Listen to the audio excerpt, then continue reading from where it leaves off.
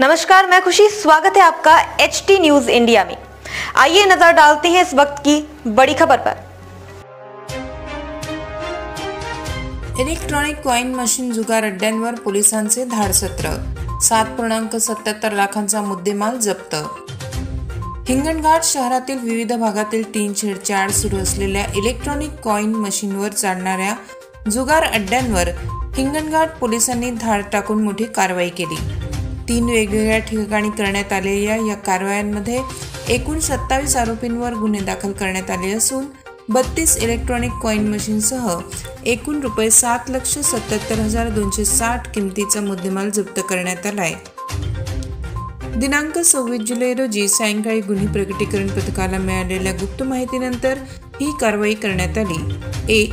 दवाखाना चौक येथून आदर्श गवळी, विजय रघाटाटे, किशोर तेलकोजवार, संजय सोनकुसरे व पसार असलेला दुकान मालक प्रमोद मुंडे यांच्या विरुद्ध गुन्हा दाखल करण्यात आला।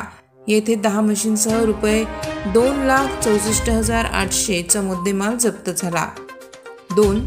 गोल बाजार परिसर येथून आशिष पाराशर, अनंता भीमनवार, शेख नबी, इरफान खान, राजा मखरे, गजानन कारवटकर यांच्याकडून 15 मशीनसह रुपये 2,90,330 चा माल हस्तगत करण्यात आला।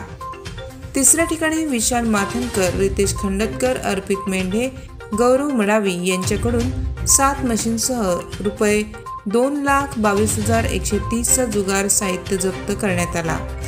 सदर कारवाई पोलीस निरीक्षक देवेंद्र ठाकूर, सहाय्यक पोलीस निरीक्षक दीपक वानखेडे यांच्या नेतृत्वात व पोलीस अधीक्षक अनुराग जैन व उपविभागीय अधिकारी रोशन पंडित यांच्या मार्गदर्शनाखाली करण्यात आली।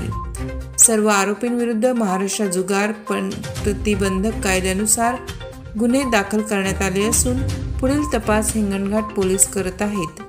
HT न्यूज मुख्य संपादक अब्दुल कदीर बख्श। खबरों में अब तक के लिए बस इतना ही। फिर होगी आपसे मुलाकात ऐसी किसी बड़ी और खास खबर के साथ। तब तक के लिए नमस्कार और देखते रहिए HT न्यूज इंडिया।